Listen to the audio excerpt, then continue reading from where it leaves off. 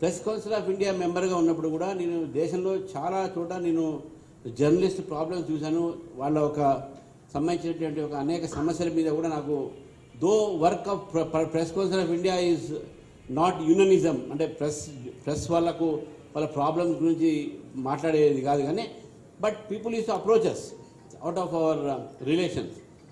కాబట్టి నాకు press council of ఇండియాగా నేను చాలామంది ఒక సమస్య చూశాను. కాబట్టి మేము చెప్తా ఉన్నాము, మీ సీరియస్గానే అంటున్నాం, తప్పకుండా రేపు మా ప్రభుత్వం వస్తుంది. మా ప్రభుత్వం వచ్చినప్పుడు జర్నలిస్టులకు సపరేట్గా హౌస్ పట్టాలి, కానీ వాళ్ళకు రావాల్సిన అన్ని ఫెసిలిటీస్ కూడా భారతీయ జనతా పార్టీ ప్రయారిటీతో చేస్తుంది. We will not behave like Congress and BRS. Sir 1 second sir, first ladies.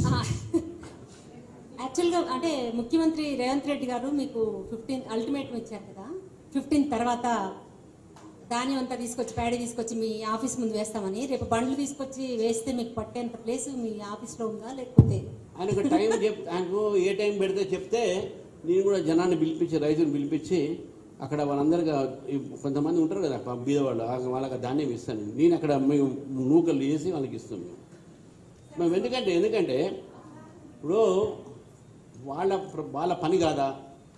Procurement అనేది state government.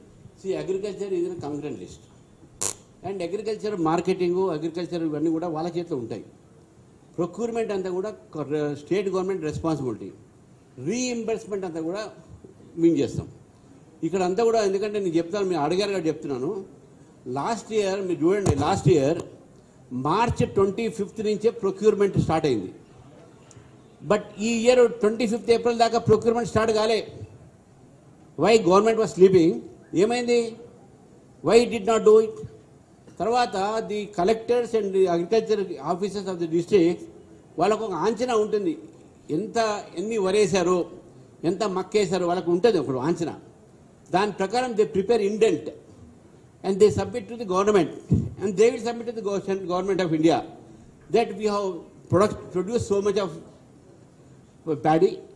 This is what we are going to procure and this is what we request to reimburse. Policy of government of India ఏంటంటే whatever the state government procures, every single paisa for the last grain also will be reimbursed by government of India.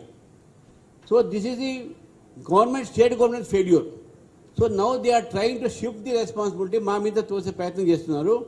వారు చేసినటువంటి ఒక పొరపాటుని చెప్పుకోలేక, తీర్చిదిద్దలేక, వాళ్ళ మంత్రుల్లో వాళ్ళకు సఖ్యత లేక 50 లక్షల మెట్రిక్ టన్ను ప్రొక్యూర్ చేసాం ఆయన అంటే, ఈయన ఇంకో మంత్రి 40 లక్షలు అంటున్నాడు, ఇంకో మంత్రి 60 అంటున్నాడు, ఇంకో మంత్రి మొత్తం అయిపోయింది, మొత్తం ప్రొక్యూర్ అయిపోయింది, ధాన్యమే లేదంటున్నాడు.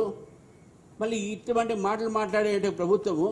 నేను రేవంత్ రెడ్డి గారు ఒకటే మాట చెప్తున్నా, అలా మీరు అందరూ మంత్రులు కూర్చోబెట్టండి, మేము తిరిగినట్టు మీరు కూడా తిరగండి, బస్సులలో ఒకసారి పోడండి, చూడండి ఇంకా అట్నే ఉన్నది.